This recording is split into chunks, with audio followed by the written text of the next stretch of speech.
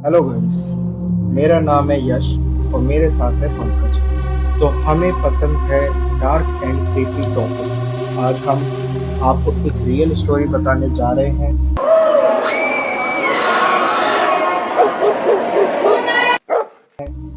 तो शुरुआत करते हैं। अगर आप भारत से हैं तो गैंग रेप और मर्डर की बातें आए तो आपके दिमाग में सीधा निर्भया केस जरूर याद आएगा।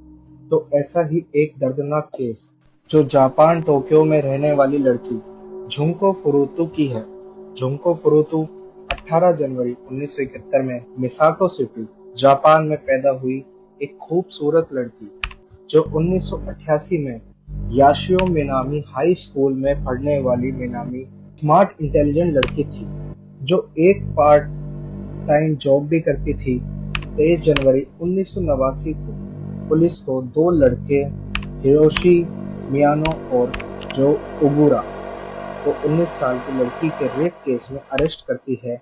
जो कि दोस्त भी पुलिस उनसे पूछताछ करती है पर बहुत कोशिश के बाद भी वो अपना मुंह नहीं खोलती। फिर पुलिस को पता चलता है कि ये दोनों यजुका क्रिमिनल गैंग के साथ जुड़े हुए हैं। फिर पुलिस को इनके घर से एक लड़की की अंडरवेयर मिलती है।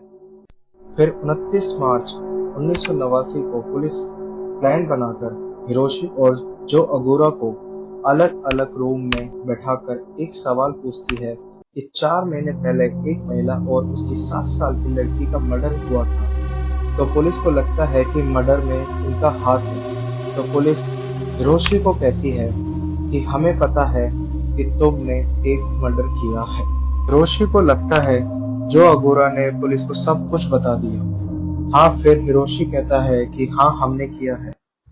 फिर हिरोशी टोक्यो से कुछ दूर कोटो सिटी जो कि जापान में है, वहां एक खाली मैदान में ले जाता है जहां पर कंक्रीट से भरा हुआ एक ड्रम मिलता है जिसे तोड़ने पर उसमें से एक लड़की मिलती है जिसकी बॉडी सड़ी हुई होती है। फिंगरप्रिंट से पता लगता है कि वो झुंकू फुरुता है और गलती से ही सही खुल जाता है भयानक और दर्दनाक केस। फिर पुलिस उनसे सारी बातें निकलवाती है। तो कहानी यहाँ से शुरू होती है। को फुरुता जिस हाई स्कूल में पढ़ती थी उसी हाई स्कूल में हिरोशी मियानो भी पढ़ता था। झुंकू इंटेलिजेंट के साथ साथ बहुत खूबसूरत भी थी। शी झुंकू को डेट के लिए प्रपोज करता है और झुंको उसको मना कर देती है।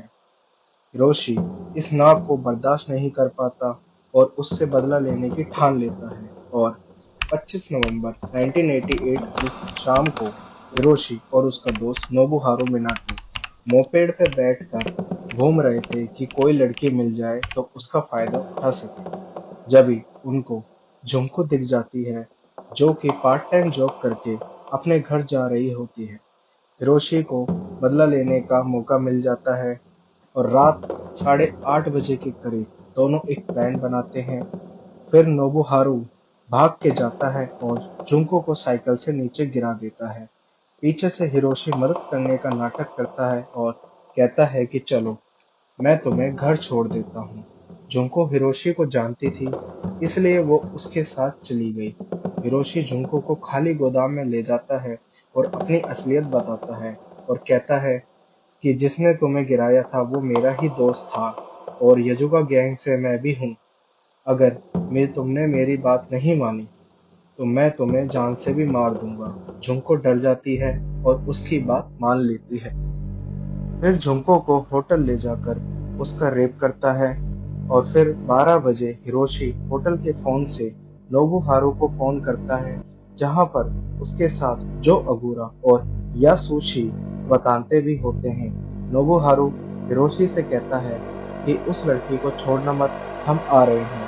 हिरोशी झुंको को खाली पार्क में ले जाता है जहां पर जो अगुरा यासुशी बताते और नोबुहारू मिनाटो भी होते हैं।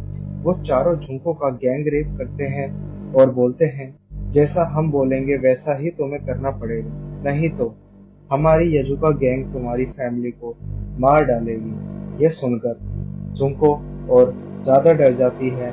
वो चारों झुंको को नोबुहारू के घर ले जाते हैं क्योंकि उसके माँ बाप बाहर रहते थे।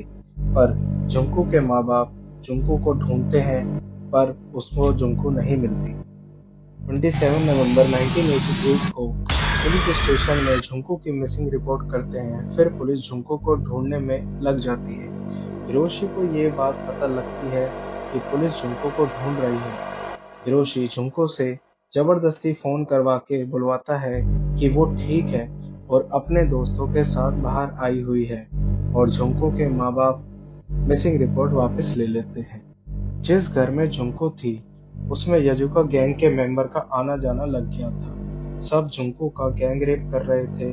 7 दिन के अंदर झुंकू के साथ अलग अलग मेंबरों ने 100 से भी ज्यादा बार गैंग रेप किया था। झुंकू को हमेशा नंगा रखा जाता था और नंगा ही यजुका गैंग के सामने लाया जाता था और मारा जाता था। तभी उसको दारू सिगरेट जबरदस्ती पिलाई जाती थी और उसको यूरिन भी पिलाया जाता था। ना अच्छा खाना मिलता था।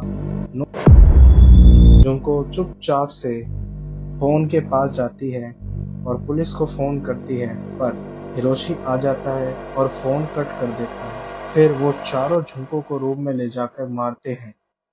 फिर 16 दिन बाद 2 लड़के नोबुहारू के घर जाते हैं और झुंको का रेप करते हैं।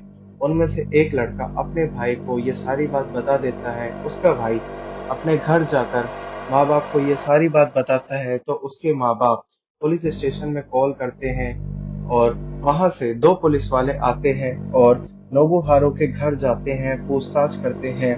पर नोबुहारू के माँ बाप पुलिस से कहते हैं कि यह एक मजाक था, पर ऐसा कोई लड़की नहीं है। पुलिस वाले ये बात मान जाते हैं और वापस चले आते हैं। जुंको के साथ रेप का सिलसिला ऐसे ही चलता रहता है। कई बार 12 से भी ज्यादा लोग अलग अलग टाइम पे आके उसके साथ गैंग रेप करते थे। फिर हिरोशी और उसके दोस्तों ने जुंको को हाथ बांधकर छत से लटका रखा था और उसके पेट पर घूंसा मारते थे। फिर उसके इंटरनल ऑर्गन्स डैमेज हो जाने के बाद उसके नाक मुंह से खून निकलने लगते हैं। कभी उसके प्राइवेट पार्ट में लोहे की रोड तो कभी बोतल डाल देते थे और उसकी आईब्रो को भी जला दिया था। इतना करने के बाद भी उनको झुंको के ऊपर जरा सी भी दया नहीं आई। 30 दिन के होते हुए हालत ऐसी हो जाती है कि ना तो उससे अपने खुद से वॉशरूम भी नहीं जाया जाता। जुंको के साथ 100 से भी ज्यादा लोगों ने 400 से भी ज्यादा बार गैंग रेप करा था और जुंको ने उनसे मौत की भी भीख मांगी, लेकिन उन्होंने उसे मौत भी नसीब नहीं करी। 28 दिसंबर 1988 को हिरोशी उसको बहुत मारता है, जिससे उसका मुंह सूज जाता है और इस दौरान उसकी बॉडी भी सड़ने लगती है। उन चारों का इंटरेस्ट जुंको से हट जाता है और वो बाहर चले जाते हैं। इस दौरान उन चारों को एक लड़की मिलती है जो कि 19 साल की थी। उसे वह चाकू दिखाकर उसके साथ गैंगरेप करते हैं और उसे वो छोड़ देते हैं। इस 4 जनवरी को इतना सहने के बाद जुंको अपना दम तोड़ देती है। फिर वो उसको ड्रम में डालकर सीमेंट भर देते हैं और कोटो सिटी टोक्यो में फेंक आते हैं। तो इसी केस में पुलिस जो अगुरा और हिरोशी मियानो को अरेस्ट करती है, जो कि मैंने आपको पहले बताया था। ये कहानी थी जुंको फुरुतो की। इन चारों लोगों को पुलिस कोर्ट में पेश करती है। ये कहानी सुनकर एक लॉयर बेहोश हो जाता है और जर्नलिस्ट उनका नाम और जो उन्होंने किया था वो अपनी मैगजीन में छाप देते हैं। पर वो चारों नाबालिग थे, तो हिरोशी जो उस गैंग का लीडर था उसको 20 साल और जो अगुरा और नोबुहारू मिनाटो यासुशी नतांते को 9 साल की सजा सुनाती है और जो पुलिस ऑफिसर नोबुहारू के घर पहुंचकर भी घर की तलाशी नहीं लेती उनको सस्पेंड कर देती है। नोबुहारू के माँ बाप को 50 मिलियन जापानीज करेंसी में जुंको फुरुतो के माँ बाप को जुर्माना भरना पड़ा। ये वीडियो है जुंको फुरुतो की यात्रा की, जिसमें पूरा शहर कांप उठता है।